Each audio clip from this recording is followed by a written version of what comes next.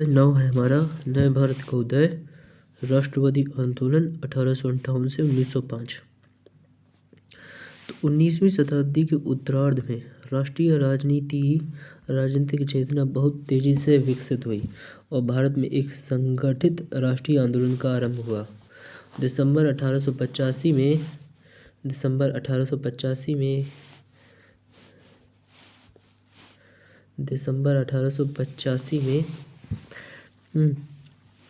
भारतीय राष्ट्रीय कांग्रेस की नींव पड़ी। 1885 में भारतीय राष्ट्रीय कांग्रेस की नींव पड़ी। आगे चलकर इसी के नेतृत्व में विदेशी शासन से स्वतंत्रता के लिए भारतीयों ने एक लंबा और साहसपूर्ण संघर्ष चलाया और अंत में 15 अगस्त 1947 भारत मुक्त हो गया। विदेशी प्रभुत्व के क्या परिणाम थे, इसमें देखेंगे। आधुनिक भारतीय राष्ट्रवाद बुनियादी तौर पर विदेशी आधिपत्य की चुनौती के जवाब के रूप में उदित हुआ। आधुनिक भारतीय राष्ट्रवाद विदेशी आधिपत्य की चुनौती के जवाब रूप में उदित हुआ। स्वयं ब्रिटिश शासन की परिस्थितियों ने भारतीय जनता में राष्ट्रीय भावना विकसित करने में सहायता दी। ब्रिटिश शासन तथा इसके प्रत्यक्ष और परोक्ष परिणामों ने ही भारत में राष्ट्रीय आंदोलन के विकास के लिए ब्रिटिश शासन तथा इसके प्रत्यक्ष और परोक्ष परिणामों ने भारतीय नैतिक और बौद्धिक परिस्थितियां तैयार की। इस आंदोलन की जड़ें भारतीय जनता के हितों तथा भारत में ब्रिटिश हितों के टकराव में थी। इस आंदोलन की जड़ें भारतीय जनता के हितों में तथा भारत में ब्रिटिश हितों के टकराव में थी। अंग्रेजों ने अपने हितों को पूरा करने के लिए ही भारत को अधीन बनाया था। काहे के लिए? अपने हितों को पूरा करने के लिए। तथा इसी उद्देश्य को ध्यान में रखकर वे भारत का शासन चलाते थे। वे अक्सर ब्रिटेन के लाभ के लिए भारतीयों की भलाई को भी ध्यान में नहीं रखते थे। काहे के लिए? ब्रिटेन के लाभ के लिए। धीरे धीरे भारतीयों ने अनुभव किया कि लंकाशायर के उद्योगपतियों तथा अंग्रेजों के दूसरे प्रमुख वर्गों के हितों के लिए उनके अपने हितों का बलिदान दिया जा रहा है। लंकाशायर के उद्योगपतियों तथा अंग्रेजों के लिए दूसरे प्रमुख वर्गों के हितों के लिए अपने हितों का बलिदान दिया जा रहा है। ब्रिटिश शासन भारत में आर्थिक पिछड़ेपन का प्रमुख कारण बनता गया। भारत में राष्ट्रीय आंदोलन का आधार यही था, आर्थिक पिछड़ेपन। ठीक है, यह भारत के आर्थिक, सामाजिक, सांस्कृतिक, बौद्धिक तथा राजनीतिक विकास में प्रमुख बाधक तत्व बन चुका था। यह जो आर्थिक पिछड़ापन है ना, तो भारत के आर्थिक, सामाजिक, सांस्कृतिक, बौद्धिक तथा राजनीतिक 1 2 3 4 5 5 विकास में 5 प्रकार के विकासों में प्रमुख बाधा तत्व बन चुका था। विशेष बात यह है कि भारतीयों की बढ़ती हुई संख्या इस तथ्य को समझने लगी थी। भारतीय समाज के प्रत्येक वर्ग और प्रत्येक समूह ने धीरे धीरे यह देखा कि उसके हित अंग्रेज शासकों के हाथ में असुरक्षित हैं। किसान देख रहे थे कि सरकार जमीन की मालगुजारी के नाम पर उनकी उपज का एक बड़ा हिस्सा उनसे ले लेती थी। सरकार और उनकी पुलिस, उनकी अदालतें और उसके अधिकारी सभी उन जमींदारों और भूस्वामियों के समर्थक और रक्षक थे जो किसान से कसकर लगान वसूलते थे। वे उन व्यापारियों तथा सूदखोरों के रक्षक थे जो तरह तरह से किसान को धोखा देते थे, उनका शोषण करते थे तथा उसकी जमीन उससे छीन लेते थे। जब कभी किसान जमींदारों और सूदखोरों के दमन के खिलाफ उठ खड़े होते, पुलिस तथा सेना कानून व्यवस्था के नाम पर उनको कुचल दिया करती थी। ठीक है, दस्तकार और शिल्पी यह महसूस कर रहे थे कि सरकार विदेशी प्रतियोगिता को प्रोत्साहन देकर उनको तबाह कर रही थी और उनके पुनर्वास के लिए कुछ नहीं कर रही थी। आगे चलकर 20वीं शताब्दी में आधुनिक कारखानों, खदानों तथा बागानों के मजदूरों ने भी पाया कि सारी जवानी हमदर्दी के बावजूद सरकार जबानी हमदर्दी के बावजूद सरकार पूंजीपतियों का, खासकर विदेशी पूंजीपतियों का ही साथ देती थी। जब कभी मजदूर ट्रेड यूनियन बनाने तथा हड़तालों, प्रदर्शन और दूसरे संघर्षों के द्वारा अपनी स्थिति को सुधारने के प्रयत्न करते, सरकार का पूरा तंत्र उनके खिलाफ उठ खड़ा होता। इसके अलावा उन्होंने यह भी महसूस किया कि बढ़ती बेरोजगारी का समाधान केवल तीव्र औद्योगिकरण से संभव है और यह कार्य केवल एक स्वाधीन सरकार कर सकती है। भारतीय समाज के दूसरे समूह भी कुछ कम असंतुष्ट नहीं थे। शिक्षित भारतीयों का उभरता हुआ वर्ग अपने देश की दयनीय आर्थिक व राजनीतिक स्थिति को समझने के लिए नए नए प्राप्त आधुनिक ज्ञान का उपयोग कर रहा था। पहले जिन लोगों ने 1857 में ब्रिटिश शासन का इस आशा में समर्थन किया था कि विदेशी होने के बावजूद यह शासन देश को एक आधुनिक तथा औद्योगिक देश बनाएगा, वे अब धीरे धीरे निराश होने लगे थे। आर्थिक दृष्टि से उन्हें आशा थी कि ब्रिटिश पूंजीपति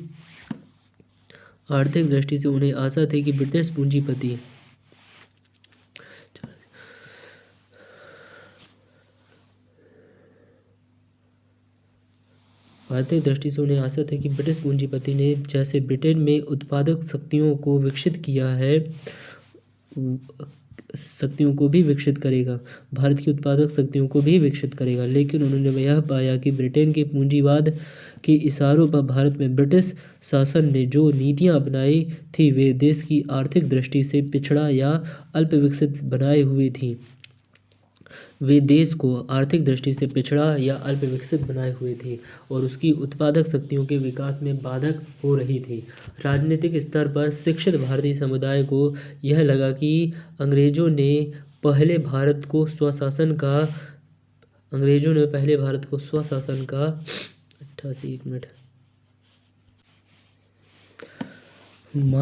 स्वशासन के मार्ग दिखाने के लिए जो दावे किए थे उन सबको वे भूल चुके थे। अधिकांश ब्रिटिश अधिकारियों तथा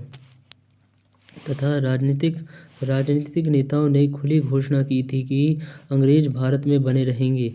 इसके अलावा भाषण, प्रेस तथा व्यक्ति को अधिक स्वतंत्रता देने की जगह अंग्रेज उन पर अधिकाधिक प्रतिबंध लगाते जा रहे थे। अंग्रेज अधिकारियों तथा लेखकों ने भारतीयों को जनतंत्र या स्वशासन की दृष्टि से अयोग्य घोषित कर दिया था। संस्कृति के क्षेत्र में भी शासक उच्च शिक्षा और आधुनिक विचारों के प्रसार के बारे में अधिकाधिक नकारात्मक बल्कि शत्रुतापूर्ण रवैया अपना रहे थे। उभरते हुए भारतीय पूंजीपति वर्ग में बहुत धीरे धीरे राष्ट्रीय राजनीतिक चेतना विकसित हुई। लेकिन इस वर्ग ने भी धीरे धीरे महसूस किया कि वह साम्राज्यवाद के कारण नुकसान उठा रहा था। सरकार की व्यापार, चुंगी कर तथा यातायात संबंधी नीतियों के कारण इसके विकास में भारी बाधाएं आ रही थीं तथा कमजोर वर्ग होने के नाते इसे अपनी कमजोरी की भरपाई के लिए सरकार की सक्रिय सहायता की जरूरत थी, लेकिन उनको कोई सहायता नहीं मिली। इसके विपरीत सरकार और उसकी नौकरशाही उन विदेशी पूंजीपतियों का साथ दे रही थी जो अपने विशाल संसाधनों के साथ भारत आकर यहाँ के सीमित औद्योगिक क्षेत्रों को हथिया रहे थे। भारतीय पूंजीपतियों का विशेष विरोध विदेशी पूंजीपतियों की सख्त प्रतियोगिता के प्रति था। इस तरह भारतीय पूंजीपतियों ने भी महसूस किया कि उनके अपने स्वतंत्र विकास तथा साम्राज्यवादी के बीच एक अंतर विरोध था और यह कि एक राष्ट्रीय सरकार ही भारतीय व्यापार उद्योगों के विकास की परिस्थितियां तैयार कर सकती हैं। भारतीय व्यापार और उद्योगों के तीव्र विकास की परिस्थितियां तैयार कर सकती हैं। जैसा कि हमने पहले देखा है, भारतीय समाज में केवल जमींदार, भूस्वामी तथा राजा महाराजे ही ऐसे वर्ग थे जिनके हित विदेशी शासकों के हितों से मेल खाते थे और इसलिए वे अंत तक विदेशी शासन का साथ देते रहे। लेकिन इन वर्गों से भी बहुत से लोग राष्ट्रीय आंदोलन में आए। उस समय के राष्ट्रवादी वातावरण में देशभक्ति की भावना ने बहुतों को प्रभावित किया। इसके अलावा प्रजातीय भेदभाव तथा श्रेष्ठता की नीतियों ने प्रत्येक विचारशील स्वाभिमानी भारतीय में घृणा जगाकर उसे उठ खड़ा किया, चाहे वह किसी भी वर्ग का क्यों ना रहा हो। सबसे बड़ी बात यह है कि स्वयं ब्रिटिश शासन के विदेशी चरित्र ने भी राष्ट्रवादी प्रतिक्रिया को जन्म दिया। कारण यह है कि विदेशी दासता गुलाम जनता के दिलों में हमेशा ही देशभक्ति की भावनाएं पैदा करती हैं। कारण यह है कि विदेशी दासता गुलाम जनता के दिलों में हमेशा ही देशभक्ति की भावनाएं पैदा करती हैं। संक्षेप में, विदेशी साम्राज्यवाद का अपना चरित्र तथा भारतीय जनता पर उसका हानिकारक प्रभाव, इन बातों के कारण ही भारत में एक शक्तिशाली साम्राज्यवाद विरोधी आंदोलन का धीरे धीरे जन्म और विकास हुआ। यह आंदोलन एक राष्ट्रीय आंदोलन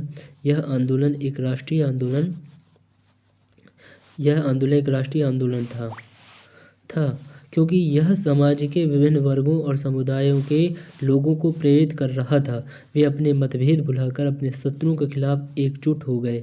ठीक है। देश का प्रशासकीय और आर्थिक एकीकरण 19वीं और 20वीं शताब्दी में भारत का एकीकरण हो चुका था। 19वीं और 20वीं शताब्दी में भारत का एकीकरण हो चुका था और वह एक राष्ट्र के रूप में उभर चुका था। इसलिए भारतीय जनता में राष्ट्रीय भावनाओं का विकास आसानी से हुआ। अंग्रेजों ने धीरे धीरे पूरे देश में सरकार की एक समान आधुनिक प्रणाली लागू कर दी थी और इस तरह इसका प्रशासकीय एकीकरण हो चुका था। ग्रामीण और स्थानीय आत्मनिर्भर अर्थव्यवस्था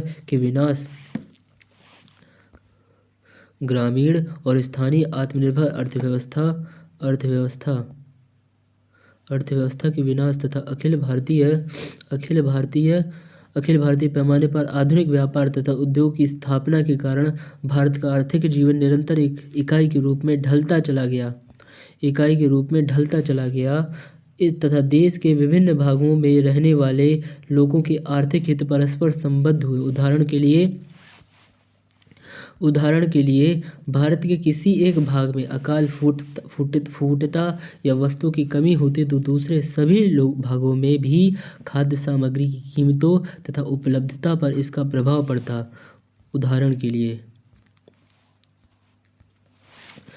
था। इसके अलावा रेलवे, तार तथा एकीकृत डाक व्यवस्था के शुभारंभ ने भी देश को एकजुट बना दिया था और जनता खासकर नेताओं के पारस्परिक संपर्क को बढ़ा दिया था।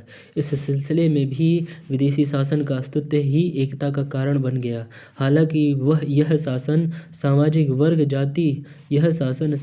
वर्ग, जाति, धर्म या क्षेत्र का भेद किए बिना पूरी भारतीय जनता का दमन करता था। पूरे देश के लोगों ने देखा कि एक ही शत्रु अर्थात ब्रिटिश शासन के हाथों पीड़ित थे। एक तरफ तो एक भारतीय राष्ट्रवाद के उदय का एक प्रमुख कारण बन गया और दूसरी तरफ साम्राज्यवाद विरोधी संघर्ष तथा उस संघर्ष के दौरान उपजी एकजुटता की भावना ने भारतीय राष्ट्र के निर्माण में महत्वपूर्ण योगदान दिया। पश्चिमी विचार और शिक्षा 19वीं सदी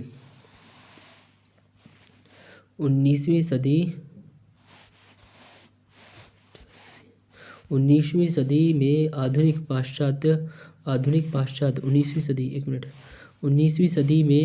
पाश्चात्य शिक्षा और विचारधारा के प्रसार के फलस्वरूप बहुत बड़ी संख्या में भारतीयों ने एक आधुनिक बुद्धि संगत, धर्मनिरपेक्ष, जनतांत्रिक और राष्ट्रवादी राजनीतिक दृष्टिकोण अपनाया। वे यूरोपीय राष्ट्रों के समसामयिक राष्ट्रवादी आंदोलन का अध्ययन, उसकी प्रशंसा तथा उनका अनुकरण करने के प्रयत्न भी करने लगे। Rousseau, Paine, John Stuart Mill तथा दूसरे पाश्चात्य विचारक उनके राजनीतिक मार्गदर्शक बन गए, जबकि मैजनी, गैरीबाल्डी तथा आयरलैंड के राष्ट्रवादी नेता उनके राजनीतिक आदर्श हो गए। ठीक है। जबकि देखो, Rousseau, Paine, John Stuart Mill तथा दूसरे पाश्चात्य विचारक, ये विचारक थे। ठीक है। विचारक उनके राजनीतिक मार्गदर्शक बन गए, जबकि मैजनी, गैरीबाल्डी तथा आयरलैंड के राष्ट्रवादी नेता उनके राजनीतिक आदर्श हो गए। ये भैया कौन हो गए? विचारक बन गए और ये आदर्श बन गए। ठीक है। विदेशी दासता के अपमान की चुभन को सबसे पहले इन्हें शिक्षित भारतीयों ने महसूस किया। चुभन को, ठीक है, विचारों से आधुनिक बनकर इन लोगों ने विदेशी शासन की बुराइयों के अध्ययन की योग्यता भी प्राप्त कर ली। उन्होंने एक आधुनिक, मजबूत, समृद्ध और एकताबद्ध भारत की कल्पना से प्रेरणा प्राप्त की। उन्होंने एक आधुनिक, मजबूत, समृद्ध और एकताबद्ध भारत की कल्पना, यानी 4 आधुनिक होगा भारत, मजबूत होगा, समृद्ध होगा और एकताबद्ध यानी कि एकता होगी, भारत की कल्पना से प्रेरणा प्राप्त होती रही। कालांतर में इन्हीं में से बेहतरीन तत्व राष्ट्रीय आंदोलन के नेता और संगठनकर्ता बने। हमें यह बात स्पष्ट रूप से समझ लेनी चाहिए कि राष्ट्रीय आंदोलन आधुनिक शिक्षा प्रणाली की उपज नहीं था। राष्ट्रीय आंदोलन आधुनिक शिक्षा प्रणाली की उपज नहीं था भैया, जो आधुनिक शिक्षा में मिली थी, बल्कि वह ब्रिटेन तथा भारत के हितों के टकराव से उत्पन्न हुआ था। ब्रिटेन और भारत के जो हितों का टकराव था, भारत और ब्रिटेन के हितों के टकराव से उत्पन्न हुआ था। इस प्रणाली ने किया यह कि शिक्षित भारतीयों को पाश्चात्य विचार अपनाकर राष्ट्रीय आंदोलन के नेतृत्व संभालने, उसे एक जनतांत्रिक और आधुनिक शिक्षा देने में समर्थ बनाया। वास्तविकता यह है कि स्कूलों तथा कॉलेजों में अधिकारीगण विदेशी शासन के प्रति विनम्रता और सेवा का भाव ही जगाने के प्रयत्न करते थे। जो अधिकारी होते थे, जो शिक्षक होते थे, उनका काम यह था कि ब्रिटिश जो हम पे शासन कर रहे थे, उनकी नीतियों की प्रशंसा करना, हमेशा नहीं करते थे तो हटा दिए जाते थे। ठीक है। राष्ट्रवादी विचार तो आधुनिक विचारों के सामान्य प्रसार के कारण आए। चीन तथा इंडोनेशिया जैसे दूसरे एशियाई देशों में तथा पूरे अफ्रीका में भी आधुनिक और राष्ट्रवादी विचार फैले। हालांकि वहां आधुनिक स्कूलों और कॉलेजों की संख्या बहुत कम थी। आधुनिक शिक्षा ने शिक्षित भारतीयों के दृष्टिकोण तथा हितों में एक सीमा तक एकजुटता और समानता पैदा की। इस सिलसिले में अंग्रेजी भाषा की एक महत्वपूर्ण भूमिका रही। यह आधुनिक विचारों के प्रसार का साधन बन गई। यह देश के विभिन्न भाषाई क्षेत्रों के शिक्षित भारतीयों के बीच विचारों के आदान प्रदान तथा संपर्क का भी माध्यम बन गई। लेकिन जल्द ही अंग्रेजी साधारण जनता में आधुनिक ज्ञान के प्रसार में बाधक भी बन गई। यह शिक्षित नागरिक वर्गों को साधारण जनता, खासकर ग्रामीण जनता से अलग रखने का काम भी करने लगी। भारत के राजनीतिक नेताओं ने इस तथ्य को अच्छी तरह समझा। दादा भाई नौरोजी, सैयद अहमद खां और जस्टिस रानाडे ने से लेकर तिलक और गांधी जी तक सभी ने शिक्षा प्रणाली में भारतीय भाषाओं को एक बड़ी भूमिका दिए जाने की मांग पर आंदोलन किए। वास्तव में जहाँ तक साधारण जनता का सवाल था, आधुनिक विचारों का प्रसार, विकासमान भारतीय भाषाओं, उनमें विकसित हो रहे साहित्य तथा सबसे अधिक तो भारतीय भाषाओं की लोकप्रिय प्रेस के कारण हुआ। प्रेस तथा साहित्य की भूमिका। ठीक है। प्रेस तथा साहित्य की भूमिका।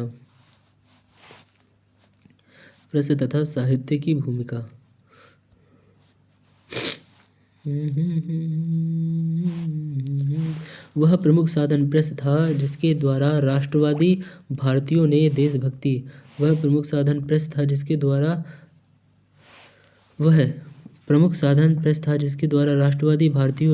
देशभक्ति की भावना का आधुनिक आर्थिक, सामाजिक, राजनीतिक विचारों का प्रचार किया तथा एक अखिल भारतीय चेतना जगाई। 19वीं शताब्दी के उत्तरार्ध में बड़ी संख्या में राष्ट्रवादी समाचार पत्र निकले। उनके पन्नों पर सरकारी नीतियों की लगातार आलोचना होती थी।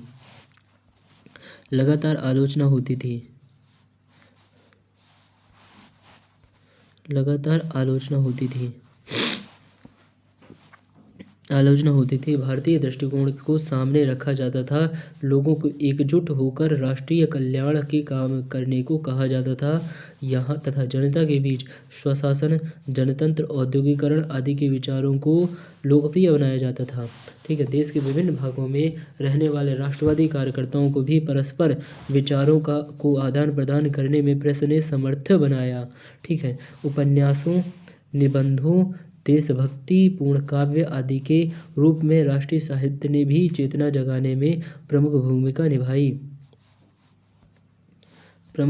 निभाई। ठीक है।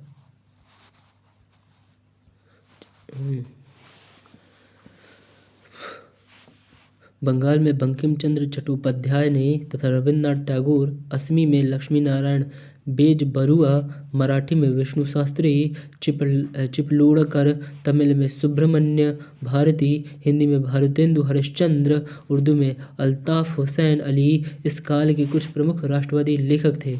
भारत के अतीत की खोज। अनेक भारतीय इस कदर पस्त हो चुके थे कि वे अपनी स्वशासन की क्षमता में एकदम भरोसा खो बैठे थे। इसके अलावा उस समय के कई ब्रिटिश अधिकारी और लेखक लगातार यह बात दोहराते रहते थे कि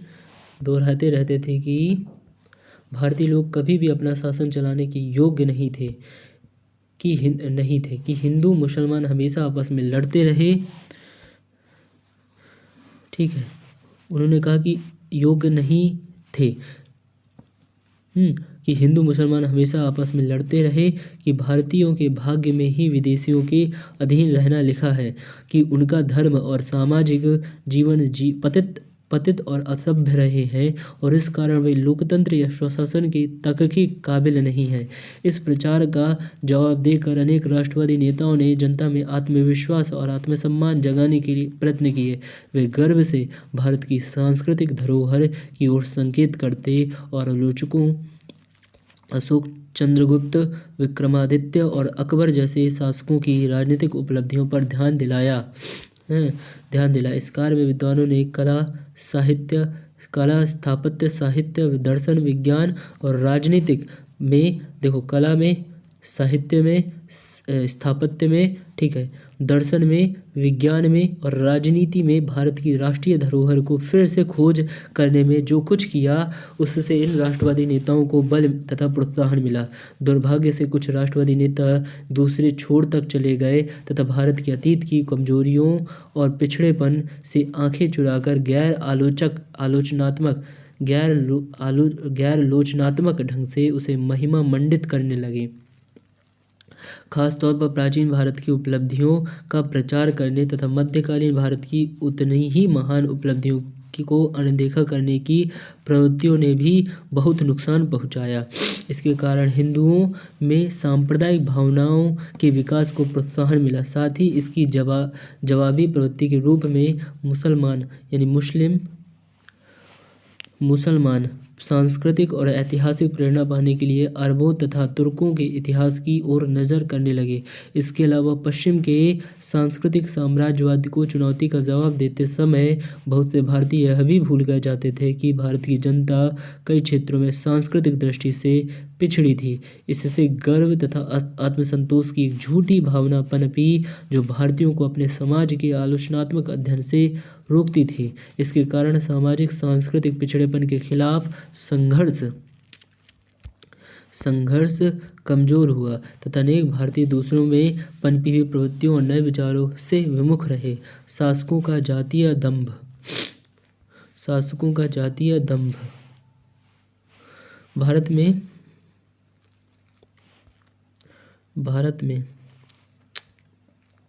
भारत में राष्ट्रीय भावनाओं के विकास का एक गौण परंतु महत्वपूर्ण कारण जातीय श्रेष्ठता का वह दंभ था जो भारतीयों के प्रति अनेक अंग्रेजों के व्यवहार में पाया जाता था। इस जातीय दंभ का एक कड़वा और प्रचलित रूप तब देखने को मिलता था जब कोई अंग्रेज किसी भारतीय से किसी विवाद में उलझा होता था और न्याय व्यवस्था अंग्रेज का पक्ष लेती थी। और जैसा कि G.O. ट्रेवेलियन ने 1864 में लिखा है कि हमारे अपने देश के एक व्यक्ति का बयान भी अदालत में अनेक हिंदुओं से अधिक महत्व रखता है। यह एक ऐसी परिस्थिति है जिसमें शक्ति का एक भयानक साधन एक बेईमान और एक चालाक अंग्रेज के हाथों में पहुंच जाता है। यह जातीय दंभ जातीय धर्म प्रांत या वर्ग का भेदभाव किए बिना तमाम भारतीयों को एक समान हीन कर देता था। वे यूरोपीय लोगों के क्लबों में नहीं जा सकते थे और अक्सर उन्हें किसी गाड़ी के उस डिब्बे में यात्रा की अनुमति नहीं थी जिसमें यूरोपीय यात्री कर रहे हों। मतलब dogs and Indians are not allowed, ऐसा लिखा रहता था। इससे उनमें राष्ट्रीय अपमान का बोध हुआ। अंग्रेजों के मुकाबले वे अपने आप को एक जनगण के रूप में देखने लगे। भारतीय राष्ट्रीय कांग्रेस की पूर्ववर्ती संस्थाएं, ठीक है, भारतीय राष्ट्रीय कांग्रेस की पूर्ववर्ती संस्थाएं 1860 के दशक तक यह बात स्पष्ट हो चुकी थी कि भारतीय राष्ट्रवाद इतनी ताकत और गति अर्जित कर चुका है कि वह भारतीय राजनीति में एक प्रमुख शक्ति के रूप में उभर सके। दिसंबर 1885 में स्थापित भारतीय राष्ट्रीय कांग्रेस में अखिल भारतीय पैमाने पर भारतीय राष्ट्रीय आंदोलन की पहली संगठित अभिव्यक्ति हुई। लेकिन इसके पहले जो अनेक संस्थाएं स्थापित हो चुकी थी, जैसा कि हमने इससे पहले पढ़ा था, राजा राम मोहन राय पहले ऐसे भारतीय नेता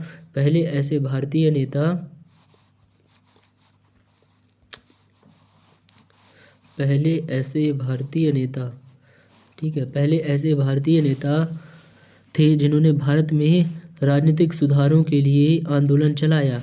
वर्ष 1836 के बाद के देश के विभिन्न भागों में अनेक सार्वजनिक समितियां स्थापित हुईं।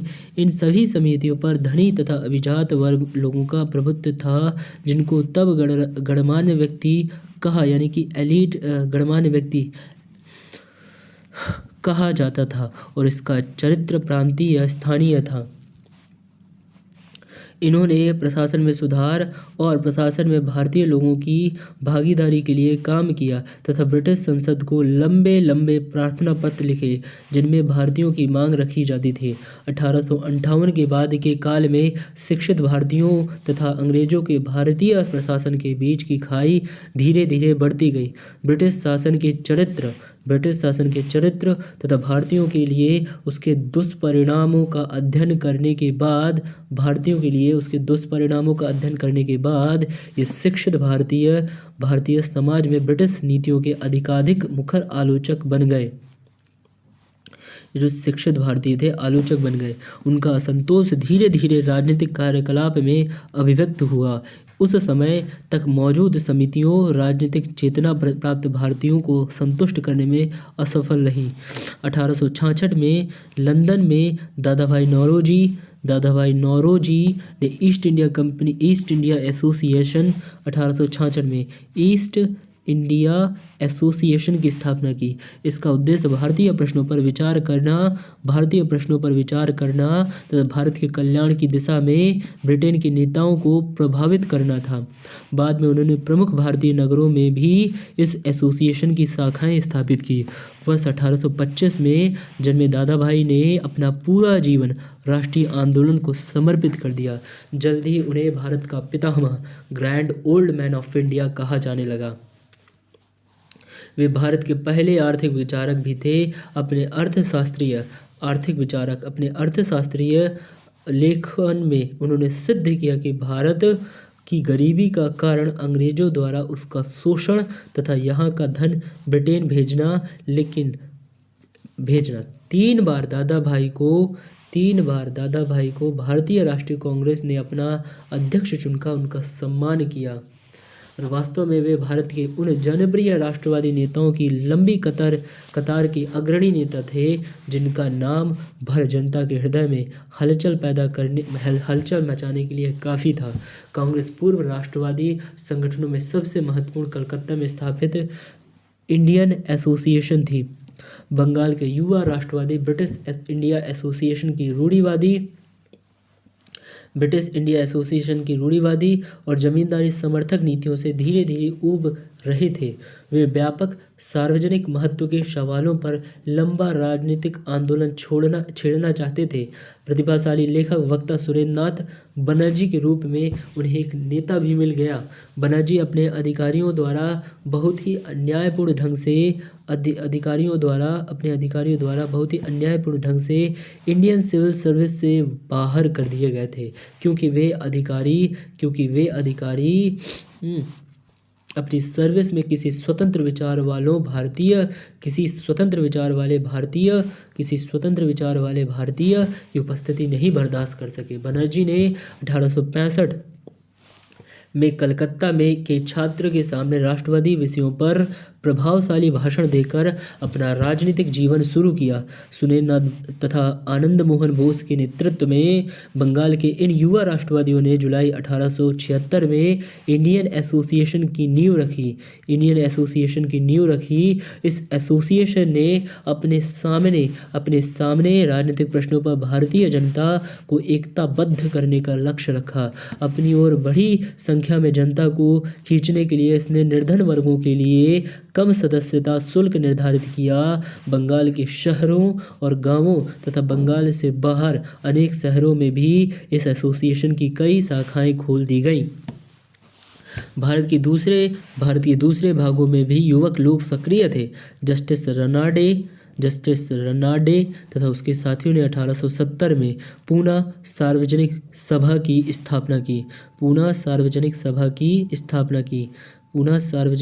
की स्थापना की। ठीक है। एम वी राघवचारी, जे सुब्रमण्यम अयंगर, आनंद चारुल तथा दूसरों ने 1884 में मद्रास महाजन सभा की नींव डाली। फिरोज शाह मेहता, केटी तेलंग, बदरुद्दीन तैयबजी तथा दूसरे ने 1885 में बॉम्बे प्रेसिडेंसी एसोसिएशन बनाया। Association okay. इस तरह जो राष्ट्रवादी एक साझे शत्रु अर्थात विदेशी शासन और शोषण के खिलाफ राजनीतिक एकता की आवश्यकता महसूस कर रहे थे, उनके लिए एक अखिल भारतीय राजनीतिक संगठन की स्थापना का समय आ चुका था। तब तक मौजूद संगठनों ने एक महत्वपूर्ण उद्देश्य पूरा किया, परंतु उनका क्षेत्र और कार्यकलाप बहुत सीमित थे। वे अधिकतर स्थानीय प्रश्नों को उठाते थे तथा उनकी सदस्यता और नेतृत्व एक शहर या एक प्रांत के ही थोड़े से लोगों तक सीमित थे। यहाँ तक कि इंडियन एसोसिएशन भी एक अखिल भारतीय संस्था नहीं बन सकी। भारतीय राष्ट्रीय कांग्रेस राष्ट्रवादी कार्यकर्ताओं की एक अखिल भारतीय संगठन। भारतीय राष्ट्रीय कांग्रेस राष्ट्रवादी कार्यकर्ता की अखिल भारतीय संगठन बनाने की योजना अनेक भारतीय एजेंट तैयार करते आ रहे थे, लेकिन इस विचार को एक ठोस और अंतिम रूप देने का श्रेय एक सेवानिवृत्त अंग्रेज सिविल सर्वेंट ए.ओ. ह्यूम को जाता है, जिन्होंने प्रमुख भारतीय नेताओं से संपर्क किया और उनके सहयोग से बम्बई में दिसंबर 1885 में भारतीय राष्ट्रीय कांग्रेस के पहले अधिवेशन का आयोजन किया। इसकी अध्यक्षता डब्ल्यू.सी. बनर्जी ने ने की तथा इसमें 72 प्रतिनिधि 72 डेलीगेट्स शामिल हुए थे। राष्ट्रीय कांग्रेस के उद्देश्य इस प्रकार घोषित किए गए: देश के विभिन्न भागों के राष्ट्रवादी राजनीतिक कार्यकर्ताओं के बीच मैत्रीपूर्ण संबंध विकसित करना, जाति, धर्म, प्रांत का भेद किए बिना राष्ट्रीय एकता की भावना को विकसित तथा मजबूत करना, जनप्रिय मांगों को निरूपण तथा उन्हें सरकार के सामने रखना, और सबसे महत्वपूर्ण यह कि देश में जनमत को प्रशिक्षित और संगठित करना। कहा जाता है कि कांग्रेस की स्थापना के पीछे ह्यूम का प्रमुख उद्देश्य शिक्षित भारतीयों में बढ़ रहे असंतोष की सुरक्षित निकासी के लिए एक सेफ्टी वॉल्व बनाना था।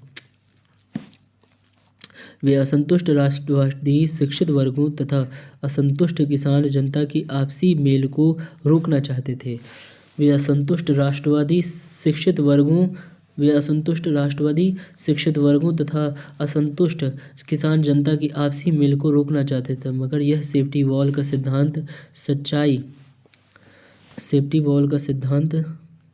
सच्चाई बहुत छोटा अंश है। सच्चाई में बहुत छोटा अंश है।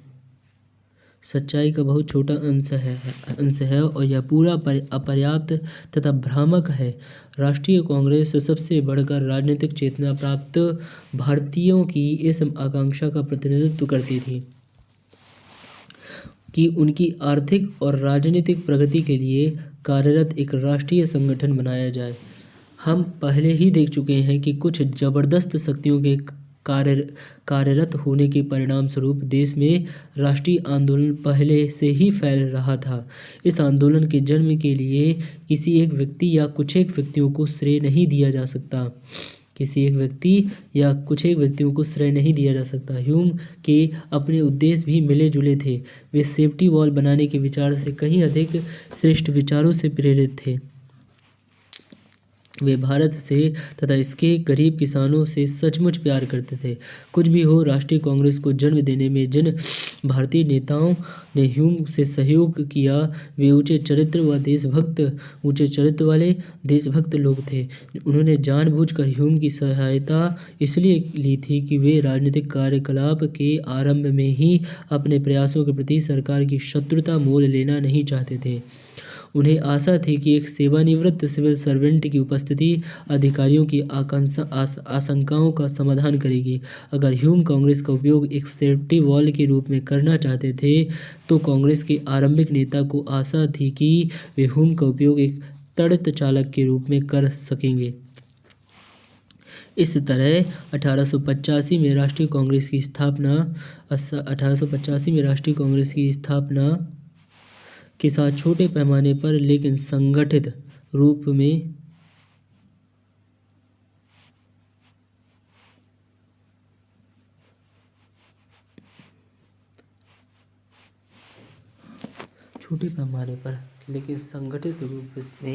विदेशी शासन से भारत की मुक्ति का संघर्ष आरंभ हो गया। इसके बाद तो राष्ट्रीय आंदोलन बढ़ता ही गया तथा देश और देश की जनता ने स्वाधीन होने तक हराम जाना। ठीक है। आरंभ से ही कांग्रेस ने एक पार्टी नहीं बल्कि एक आंदोलन का काम किया। वर्ष 1886 में कांग्रेस के 436 प्रतिनिधि विभिन्न स्थानीय संगठनों तथा समूह द्वारा चुने गए थे। इसके बाद कांग्रेस हर वर्ष दिसंबर में और हर बार देश के एक नए भाग में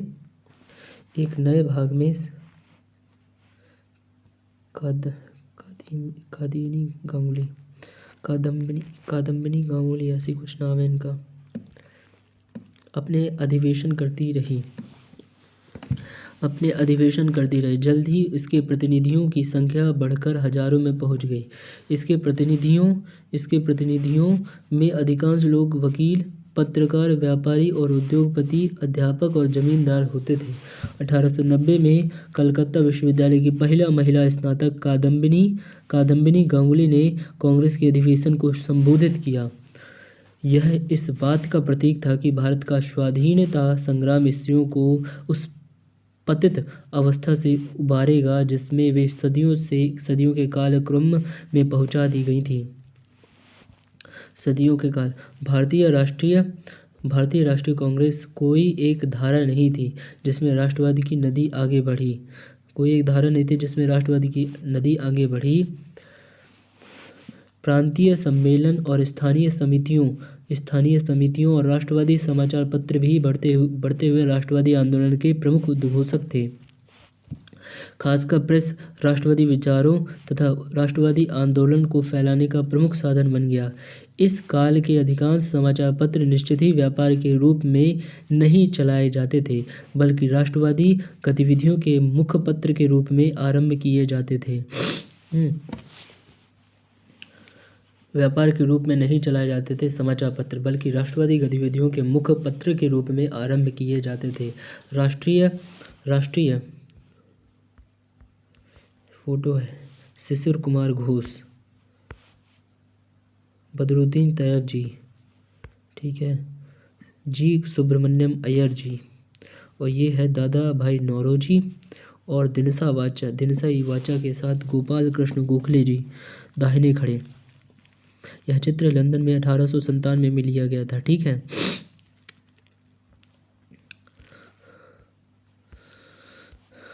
कांग्रेस के आरंभिक वर्षों में इसके कुछ महान अध्यक्षों के नाम इस प्रकार थे: दादा भाई नौरोजी, बदरुद्दीन तैयब जी, फिरोज साहब मेहता, पी आनंद चारुल, सुरेंद्र नाथ बनर्जी, रोमेश चंद्र दत्त, आनंद मोहन बोस और गोपाल कृष्ण गोखले। इस काल में कांग्रेस तथा राष्ट्रीय आंदोलन के कुछ और प्रमुख नेता महादेव गोविंद रानाडे, बाल गंगाधर तिलक और शिशिर कुमार तथा मोतीलाल घोष नामक दो भाई, मदन मोहन मालवीय जी सुब्रमण्यम अय्यर, सी विनय राघवाचारी और दिनसा इवाचा थे। आरंभिक राष्ट्रवादियों के कार्यक्रम और कार्यकलाप। आरंभ के राष्ट्रवादी नेताओं का विश्वास था कि देश की राजनीतिक मुक्ति के लिए सीधी लड़ाई लड़ना अभी व्यवहारिक नहीं था। जो बातें कार्यसूची में शामिल थी वे थी राष्ट्रीय भावनाओं को जगाना तथा मजबूत करना, बड़ी संख्या में भारतीय जनता को राष्ट्रवादी राजनीति की धारा में लाना और राजनीति तथा राजनीतिक आंदोलन के लिए उन्हें शिक्षित करना। इस बारे में पहला महत्वपूर्ण कार्य राजनीतिक प्रश्नों में जनता की रुचि विकसित करना तथा देश में जनमत का संगठन करना था। दूसरे, राष्ट्रीय स्तर पर लोकप्रिय मांगों का निरूपण किया जाना था ताकि उभरते हुए जनमत को एक अखिल भारतीय स्वरूप मिल सके। सबसे महत्वपूर्ण बात यह थी कि पहले पहल राजनीतिक चेतना प्राप्त भारतीयों तथा राजनीतिक कार्यकर्ताओं और नेताओं में राष्ट्रीय एकता पैदा की जाए। सबसे महत्वपूर्ण बात यह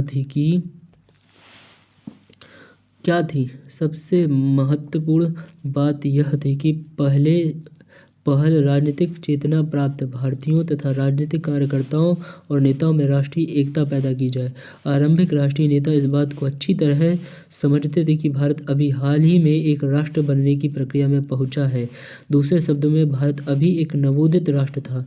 भारतीय राष्ट्रीय स्वरूप को बहुत सावधानी से निखारने की आवश्यकता थी। भारतीयों को बहुत होशियारी से एक राष्ट्र के रूप में संगठित किया जाना था। राजनीतिक चेतना प्राप्त भारतीयों को क्षेत्र, जाति या धर्म के भेदों से ऊपर उठकर राष्ट्रीय एकता की भावनाओं को विकसित और मजबूत करने के लिए लगातार डटकर काम करना था। आरंभिक राष्ट्रवादियों ने अपनी राजनीतिक तथा आर्थिक मांगों का निर्धारण इस बात को दृष्टि में रखकर किया कि भारतीय जनता को एक साझे आर्थिक राजनीतिक कार्यक्रम के आधार पर संगठित करना है। साम्राज्यवाद की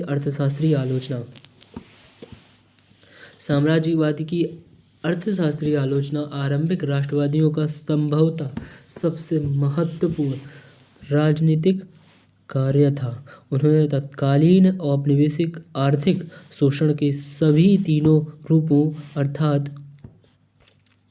अर्थात व्यापार, उद्योग तथा वित्त के द्वारा शोषण पर ध्यान दिया।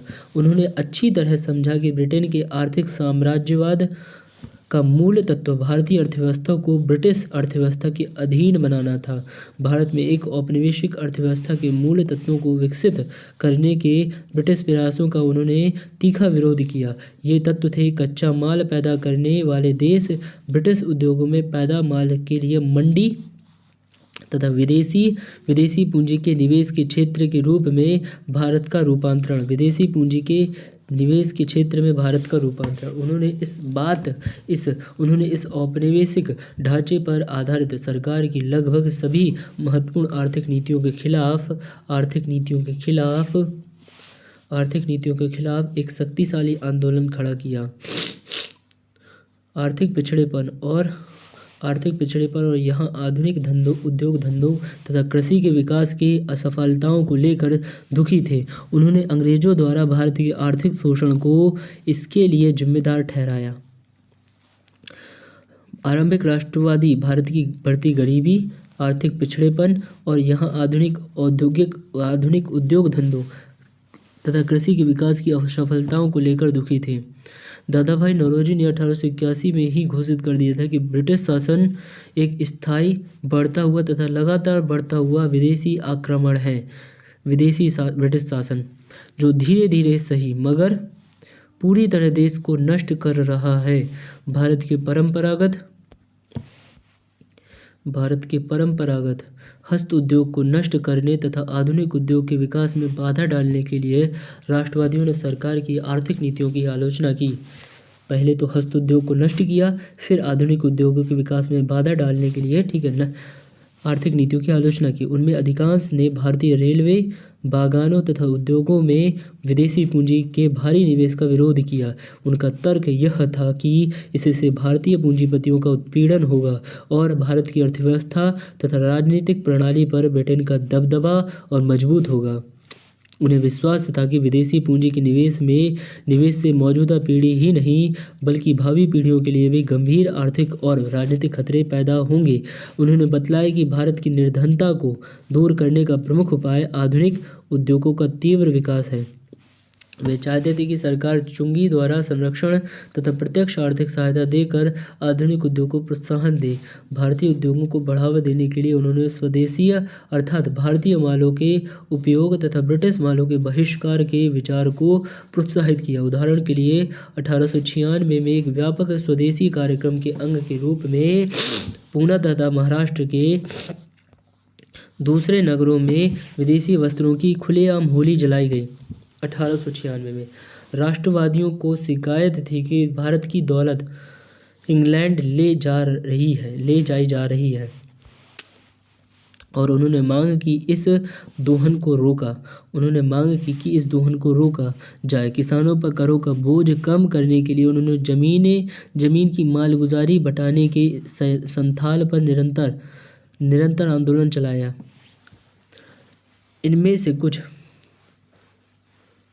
इनमें से कुछ ने उन अर्ध सामंती कृषि संबंधों की भी आलोचना की जिनको अंग्रेज बनाए रखना चाहते थे। बागान मजदूरों के काम की परिस्थितियों में सुधार के लिए भी राष्ट्रवादियों ने आंदोलन छेड़े। उन्होंने भारी करों को भारत की गरीबी का एक कारण बताया और नमक कर खत्म करने तथा जमीन की मालगुजारी घटाने की मांग की। उन्होंने भारत सरकार के भारी फौजी खर्चों की निंदा की तथा उसे घटाने की मांग की। राष्ट्रवादियों को शिकायत थी कि भारत की दौलत इंग्लैंड ले जाई जा रही है और उन्होंने मांग की इस दोहन को रोका जाए। किसानों पर करों का बोझ कम करने के लिए उन्होंने जमीन की मालगुजारी घटाने के संथाल पर निरंतर आंदोलन चलाए। इनमें से कुछ ने उन अर्ध सामंती कृषि संबंधों की भी आलोचना की जिनको अंग्रेज बनाए रखना चाहते थे। बागान मजदूरों के काम की परिस्थितियों में सुधार के लिए भी राष्ट्रवादियों ने आंदोलन छेड़े।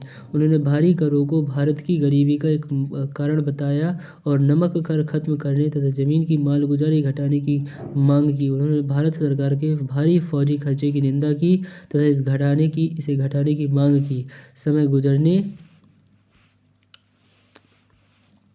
समय गुजरने के साथ साथ अधिकाधिक राष्ट्रवादी इस निष्कर्ष पर पहुंचे कि विदेशी साम्राज्यवाद देश का आर्थिक शोषण, उसे निर्धन बनाना तथा उसके आर्थिक पिछड़ेपन को बनाए रखना, ये ऐसी बातें थी जो विदेशी शासन के कुछ लाभकारी पहलुओं पर पानी फेर देती थीं। वे विदेशी शासन के कुछ लाभकारी पहलुओं पर पानी फेर देती थी। जीवन तथा संपत्ति की सुरक्षा के लाभों के प्रश्न पर दादा भाई नौरोजी ने इस प्रकार की टिप्पणी की।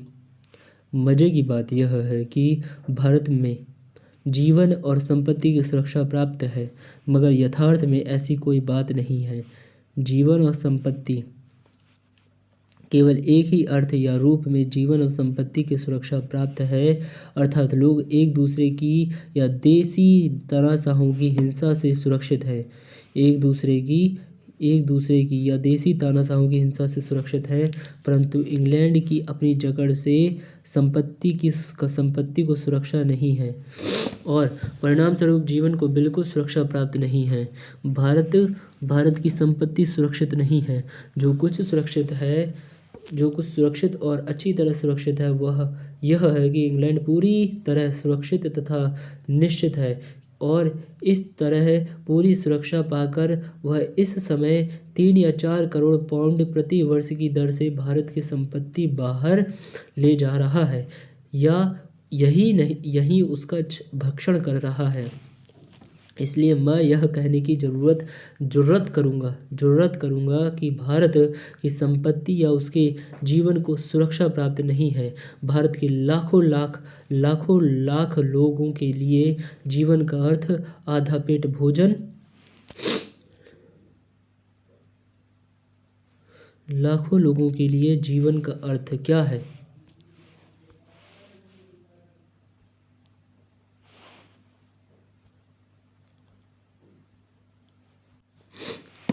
आधा पेट भोजन या भुखमरी, अकाल या महामारी है। आधा पेट भोजन, भुखमरी, अकाल और महामारी है। कानून और व्यवस्था के बारे में दादा भाई नौरोजी ने लिखा, भारत में एक कहावत प्रचलित है, पीठ पर मार लो भैया मगर पेट पर लात मत मारो। देसी तानाशाह के अधीन जनता जो कुछ पैदा करती है उसे अपने पास रखती और उपयोग करती है, हालांकि कभी कभी उसे पीठ पर कुछ हिंसा झेलनी पड़ती है। ब्रिटिश भारत की तानाशाही में मनुष्य शांति के साथ रह रहा है और ऐसी कोई हिंसा, परंतु उसका सहारा उसे अनदेखे शांति तथा बहुत बारीक ढंग से उससे छीनता जा रहा है। वह शांति के साथ भूखा रहता है तथा शांति के साथ मर जाता है और यह सब पूरे कानून और व्यवस्था के साथ हो रहा है। आर्थिक प्रश्नों पर राष्ट्रवादी आंदोलन के कारण अखिल भारतीय स्तर पर यह विचार फैला कि ब्रिटिश शासन भारत के शोषण पर आधारित है, भारत को गरीब बना रहा है तथा आर्थिक पिछड़ापन और अल्प विकास पैदा कर रहा है। ब्रिटिश शासन से परोक्ष ढंग से जो भी लाभ हुए हों उनके मुकाबले ये हानियां कहीं बहुत अधिक हैं। संवैधानिक सुधार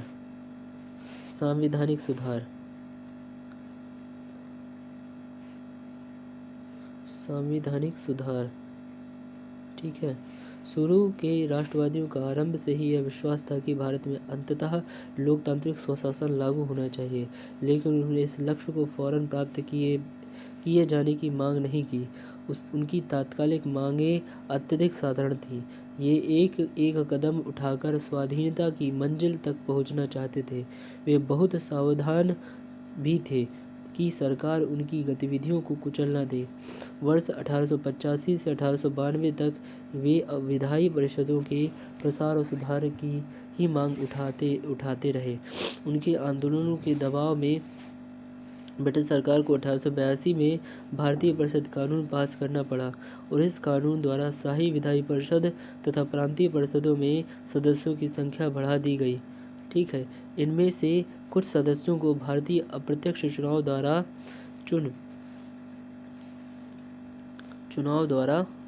चुन सकते थे, मगर बहुमत सरकारी सदस्यों का ही रहता था। राष्ट्रवादी 1892 के कानून से पूरी तरह असंतुष्ट थे तथा उन्होंने इसे मजाक बतलाया। उन्होंने परिषदों में भारतीय सदस्यों की संख्या बढ़ाने तथा उन्हें अधिक अधिकार दिए जाने की मांग उठाई। खास तौर पर उन्होंने सार्वजनिक धनों पर भारतीयों के नियंत्रण की मांग की तथा वह नारा दिया जो इससे पहले अमेरिकी जनता ने अपने स्वाधीनता के युद्ध के दौरान लगाया था। वह नारा था, प्रतिनिधित्व नहीं तो कर भी नहीं, प्रतिनिधित्व नहीं तो कर भी नहीं। पर साथ ही साथ वे अपने लोकतांत्रिक मांगों के आधार को व्यापक बनाने में असफल रहे। उन्होंने जनता के लिए या स्त्रियों के लिए मताधिकार की मांग नहीं की। 20वीं सदी के आरंभ तक राष्ट्रवादी नेता और आगे बढ़ चुके थे। उन्होंने ऑस्ट्रेलिया और कनाडा जैसे स्वशासित उपनिवेशों की तर्ज पर ब्रिटिश साम्राज्य के अंदर रहकर ही स्वशासन स्वराज्य का दावा पेश किया। कांग्रेस के मंच से इस मांग को 1905 में गोखले और 1906 में दादाभाई नौरोजी ने उठाया। प्रशासकीय और अन्य सुधार। आरंभिक प्रशासकीय और अन्य सुधार।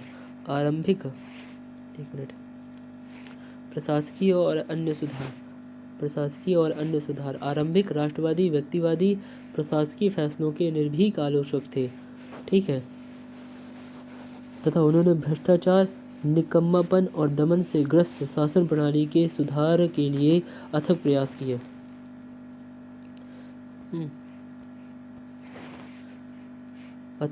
किए। जो सबसे महत्वपूर्ण प्रशासकीय सुधार वे चाहते थे वह यह था कि प्रशासकीय सेवाओं के उच्चतर पदों पर भारतीयकरण हो।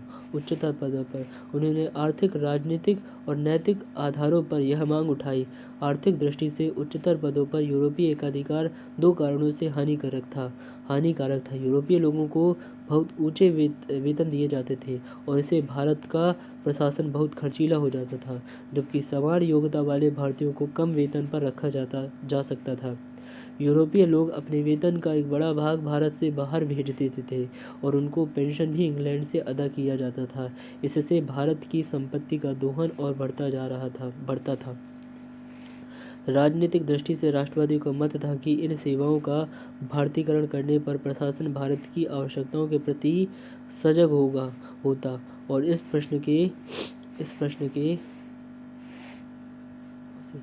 प्रश्न के नैतिक पक्ष को 1897 में गोपाल कृष्ण गोखले ने इस प्रकार रखा। विदेशी प्रशासन का अत्यधिक खर्चीलापन बहरहाल इसकी अनोखी बुराई नहीं है, यह एक नैतिक बुराई भी है और बल्कि यह बड़ी बुराई है। अत्यधिक खर्चीलापन।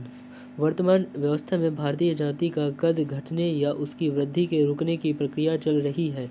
हमें अपना पूरा जीवन उसका एक दिनहीनता के वातावरण में जीना पड़ रहा है और हमें जो श्रेष्ठता है उसे भी झुकना पड़ रहा है। हमारी मनुष्यता जिन महानता ऊंचाइयों की छू सकती है, महानतम ऊंचाइयों को छू सकती, वह वहाँ तक वर्तमान व्यवस्था में हम कभी नहीं पहुँच सकेंगे। प्रत्येक स्वशासी जनगण को जिस नैतिक ऊंचाइयों का अनुभव होता है उसे हम महसूस नहीं कर सकते। हमारी प्रशासकीय और सैनिक योग्यताएं उपयोग के बिना धीरे धीरे नष्ट हो जाएंगी और हम अपने ही देश में प्रशासकीय और सैनिक योग्यताएं उपयोग के बिना धीरे धीरे नष्ट हो जाएंगी। अपने ही देश में लकड़ी काटने वालों या कुएं से पानी निकालने वालों के रूप में जड़ होकर रह जाएंगे। राष्ट्रवादियों की मांग थी कि न्यायिक अधिकारों को कार्यकारी अधिकारों से अलग किया जाए। ठीक है, ताकि पुलिस और नौकरशाही के मनमाने अत्याचार से जनता को कुछ सुरक्षा मिले। उन्होंने जनता के साथ पुलिस या दूसरे सरकारी अमलों के दमनकारी और निरंकुश व्यवहार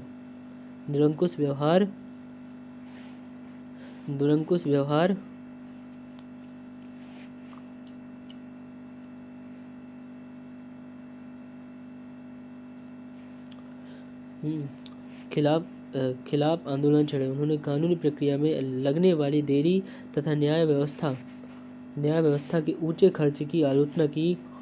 उन्होंने भारत के पड़ोसी देशों के प्रति आक्रामक विदेश नीति का विरोध किया। उन्होंने बर्मा के अपहरण, अफगानिस्तान पर हमले तथा पश्चिमोत्तर भारत की आदिवासी जनता के दमन का भी विरोध किया।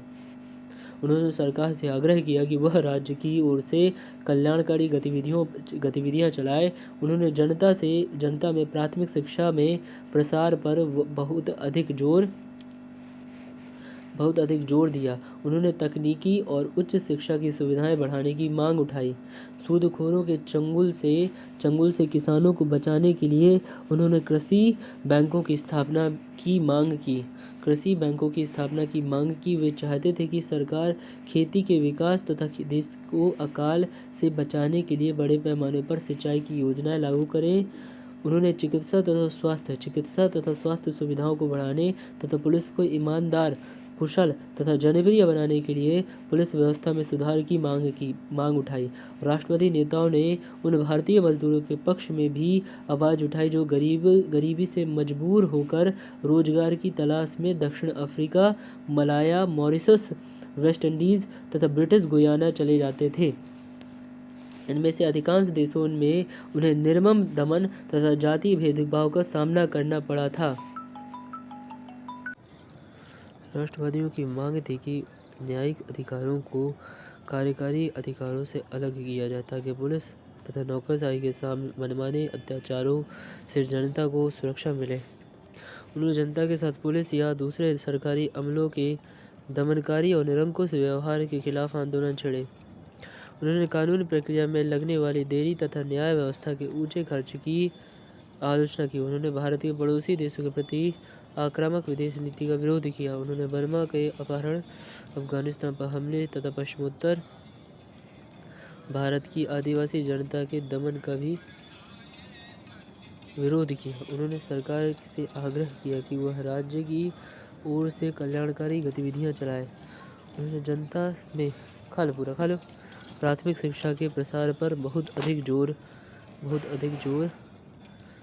दिया। उन्होंने तकनीकी और उच्च शिक्षा की सुविधाएं बढ़ाने की मांग भी उठाई। सूदखोरों के चंगुल से किसानों को बचाने के लिए उन्होंने कृषि बैंकों की स्थापना की मांग की। वे चाहते थे कि सरकार खेतों के विकास तथा देश को अकाल से बचाने के लिए बड़े पैमाने पर सिंचाई की योजना लागू करे।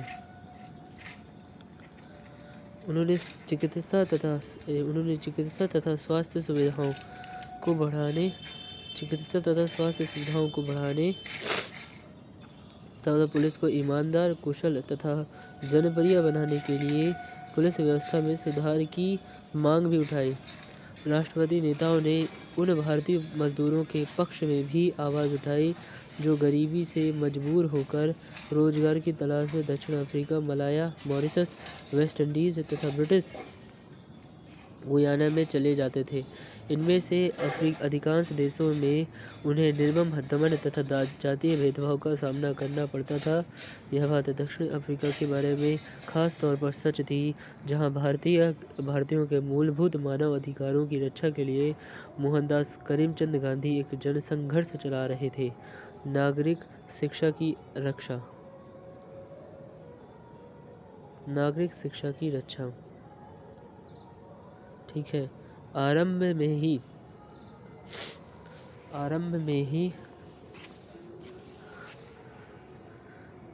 ही राजनीतिक चेतना प्राप्त भारतीय लोकतंत्र ही नहीं बल्कि भाषण, प्रेस, विचार तथा संगठन की स्वतंत्रता जैसे आधुनिक नागरिक अधिकारों के प्रति भी आकर्षित थे। जब भी सरकार इन नागरिक अधिकारों को सीमित करने का प्रयास करती वे जमकर उनका बचाव करते।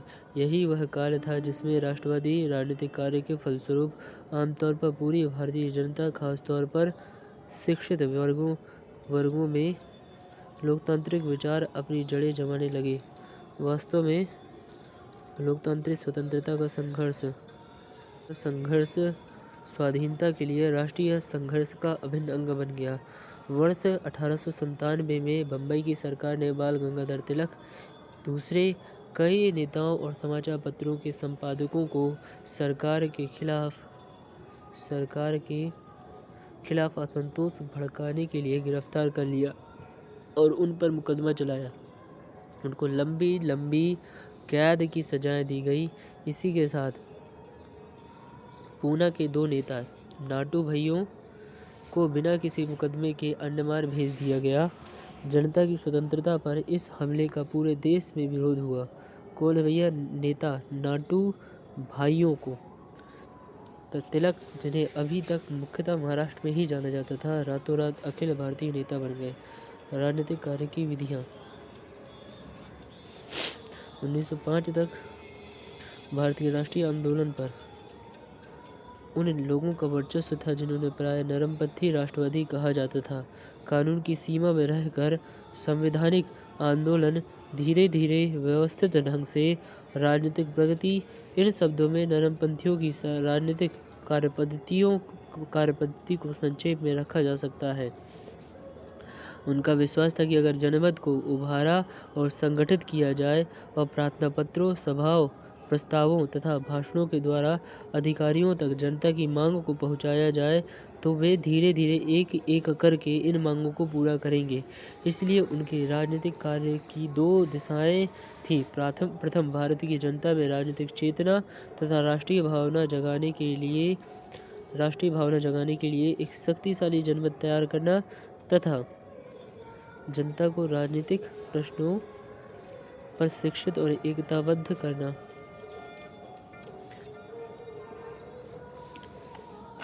राष्ट्रीय कांग्रेस के प्रस्ताव तथा प्रार्थना पत्र भी मूलतः इसी लक्ष्य द्वारा निर्देशित थे। हालांकि देखने में तो उनके स्मरण पत्र और प्रार्थना पत्र सरकार को संबोधित थे, मगर उनका वास्तविक उद्देश्य भारतीय जनता को शिक्षित करना था। उदाहरण के लिए, जब 1891 में युवक गोखले ने पुनः सार्वजनिक सभा द्वारा सावधानी के साथ तैयार करके भेजे गए स्मरण पत्र के बाद सरकार द्वारा किए गए 2 पंक्तियों उत्तर पर अपनी निराशा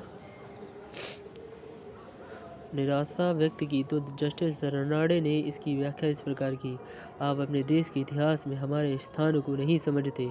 यह स्मरण पत्र कहने को सरकार के नाम संबोधित है। आप अपने देश के इतिहास में हमारे स्थान को नहीं समझते। यह स्मरण पत्र कहने को सरकार के नाम संबोधित है। वास्तव में यह जनता को संबोधित है, ताकि वह जान सके कि इन विषयों पर कैसे विचार करना चाहिए। यह काम किसी परिणाम की आशा किए बिना अभी उनके वर्षों तक चलाया जाना चाहिए, क्योंकि इस तरह की राजनीति इस देश के लिए एकदम नई वस्तु है। दूसरे आरंभिक राष्ट्रवादी ब्रिटिश सरकार तथा ब्रिटिश जनमत को प्रभावित करना चाहते थे। ताकि जिस प्रकार से सुधार राष्ट्रवादी द्वारा सुझाए गए थे उनको लागू किया जाए। नरमपंथी राष्ट्रवादियों का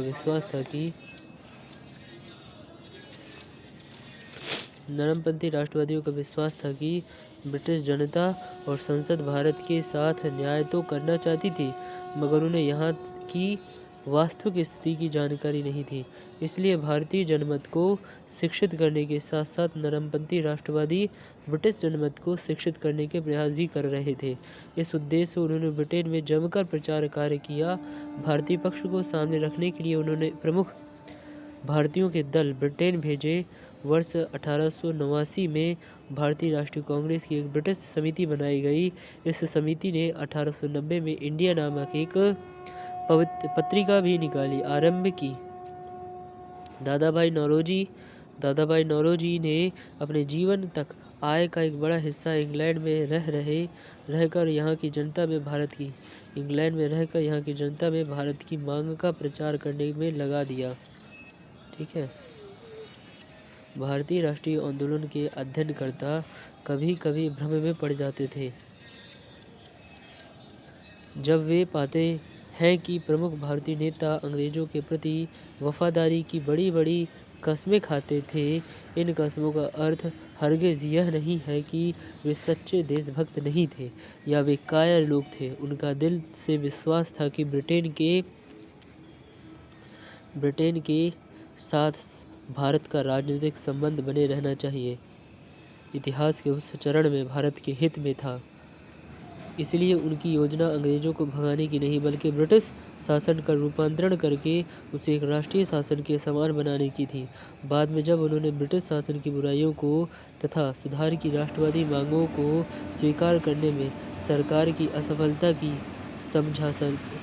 असफलता को समझा तो उसमें से अनेक ने ब्रिटिश शासन के प्रति वफादारी की कसम खाना बंद करके भारत के लिए स्वशासन की मांग उठानी आरंभ कर दी।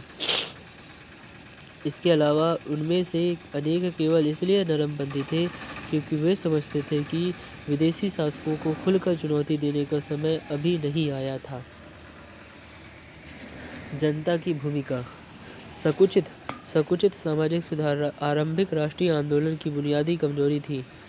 अभी जनता में इस आंदोलन की पैठ नहीं हुई थी। वास्तव में जनता में नेताओं की कोई राजनीतिक आस्था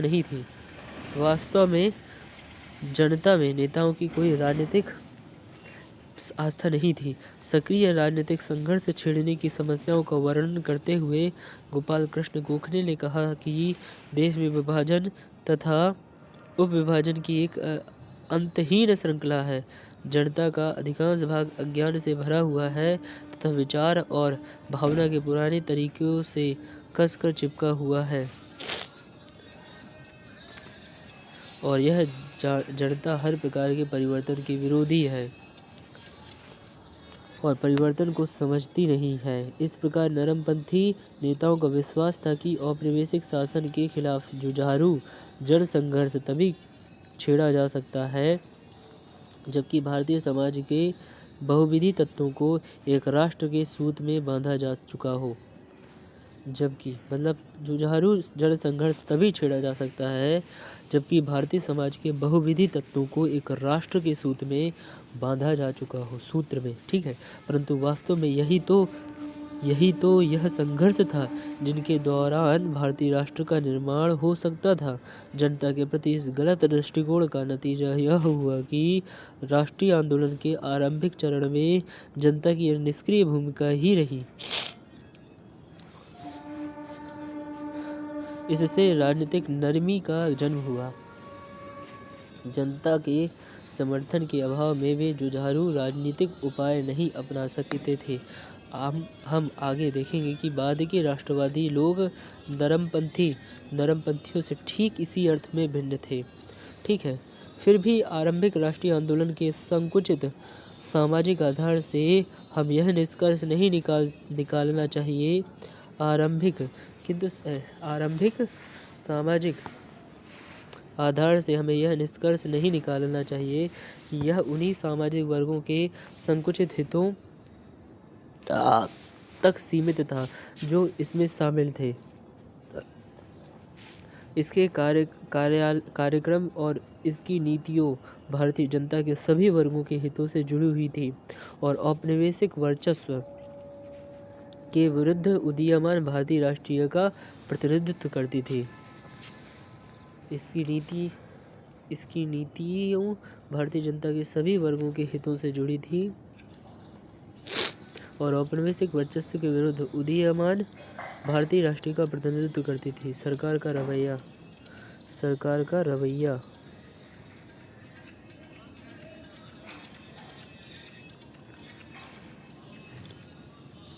आरंभ से ही ब्रिटिश अधिकारी उभरते हुए राष्ट्रवादी आंदोलन के खिलाफ तथा राष्ट्रीय कांग्रेस के प्रति संकालु थे।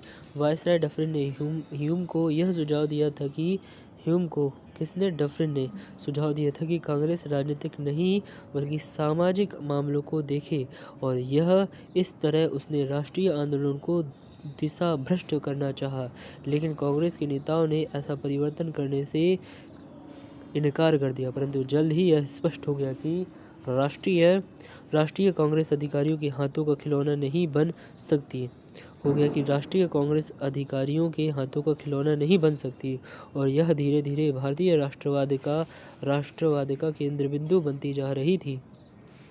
अब ब्रिटिश अधिकारी खुलकर राष्ट्रीय कांग्रेस तथा दूसरे राष्ट्रवादी प्रवक्ताओं की आलोचना और निंदा करने लगे। डफरिन से लेकर नीचे तक के सभी ब्रिटिश अधिकारी नेताओं नेताओं को बेवफा बाबू, राजद्रोही ब्राह्मण, डफरिन से लेकर नीचे तक के सभी ब्रिटिश अधिकारी राष्ट्रवादी नेताओं को बेवफा बाबू मतलब नेताओं को बेवफा बाबू, राजद्रोही ब्राह्मण तथा हिंसक खलनायक कहने लगे। कांग्रेस को राजद्रोह का कारखाना कहा जाने लगा।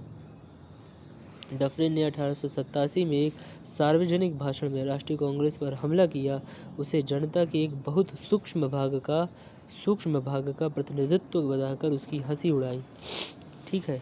लॉर्ड कर्जन ने 1890 में विदेश सचिव को बतलाया कि कांग्रेस का महल भरभरा रहा है और भारत में रहते हुए मेरी मुख्य महत्वाकांक्षा यह है कि मैं शांति के साथ इसे मरने में सहयोग दे सकूं। भारतीय जनता की बढ़ती एकता उनके शासन के लिए एक बड़ा खतरा है।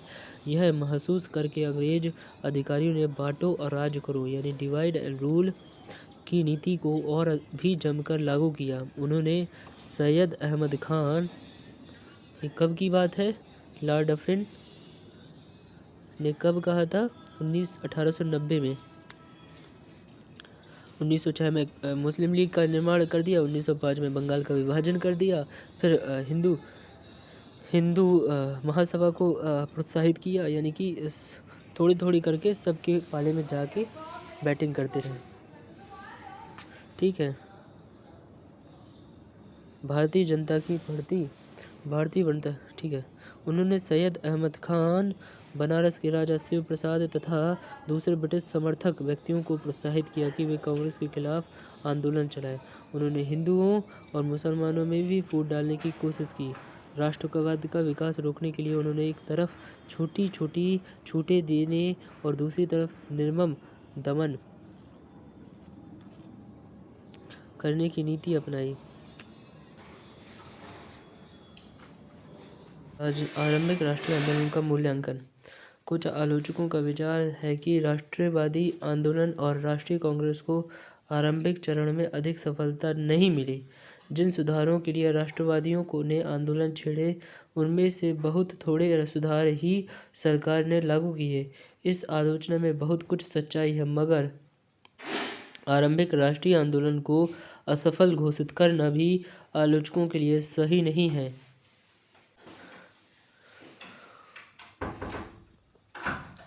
आंदोलन का असफल घोषित करना भी आलोचकों के लिए सही नहीं है। ऐतिहासिक दृष्टि से देखें तो आज तो काम उन्होंने, मगर आरंभिक राष्ट्रीय आंदोलन को असफल घोषित करना भी आलोचकों के लिए सही नहीं है। ऐतिहासिक दृष्टि से देखें तो जो काम उन्होंने हाथ में लिए, उसकी तात्कालिक कठिनाई को देखते हुए इस आंदोलन का इतिहास बहुत उज्जवल है। यह अपने समय की सबसे प्रगतिशील शक्ति का सूचक था। यह एक व्यापक राष्ट्रीय जागृति लाने तथा जनता में एक ही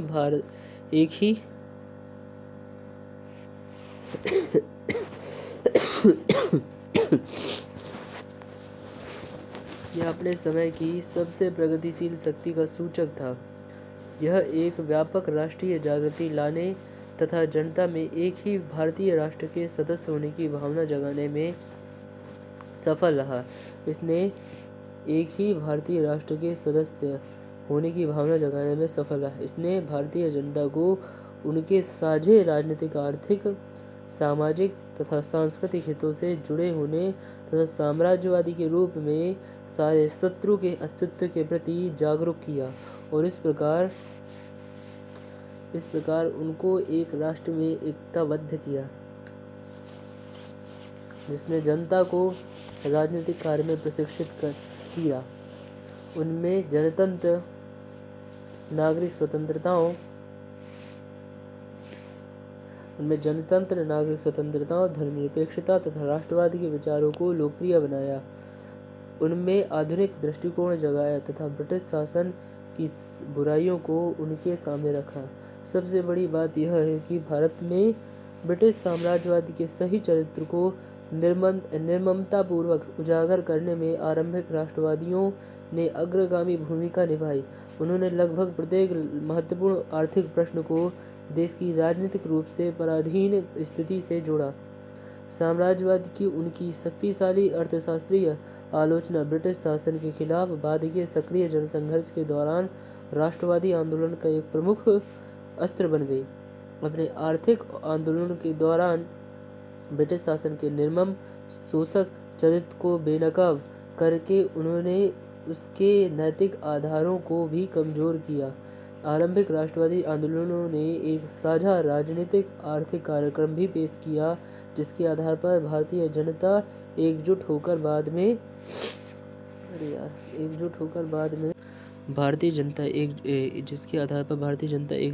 बाद में कांग्रेस के आरंभिक काल के कुछ नेता बैठे हुए बाएं से दाएं बी चक्रवर्ती, चौधरी कृष्ण स्वामी अय्यर, दरभंगा महाराज, दादा भाई नौरोजी, दास बिहारी घोष, सुरेंद्र बनर्जी, रतन टाटा, गोपाल कृष्ण गोखले, दिनसा वाचा, रमेश चंद्र दत्त, भूपेंद्र नाथ बसु, AP सिन्हा। ठीक है, बाद में राजनीतिक संघर्ष चला सकी। ठीक है, इसने वह राजनीतिक सत्य सामने रखा कि भारत का शासन भारतीयों के हित में चलना चाहिए।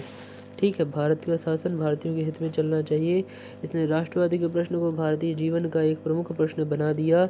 इसके अलावा नरम बुद्धियों का राजनीतिक कार्य धर्म, भावुकता या खोखली भावना की दुहाई न देकर जनता के जीवन की ठोस वास्तविकता के ठोस अध्ययन और विश्लेषण पर आधारित था। आरंभिक आंदोलन की कमजोरियों को तो बाद की पीढ़ियों ने दूर कर दिया और उसकी उपलब्धियों आगे के वर्षों में एक जोरदार राष्ट्रीय आंदोलन का आधार बन गई। इसलिए हम कह सकते हैं, अपनी तमाम कमियों के बावजूद आरंभिक राष्ट्रवादियों ने वह बुनियाद बनाई जिस पर राष्ट्रीय आंदोलन आगे और भी विकसित हुआ। इसलिए उन्हें आधुनिक भारत के निर्माताओं में ऊंचा स्थान मिलना चाहिए, बिल्कुल मिलना चाहिए।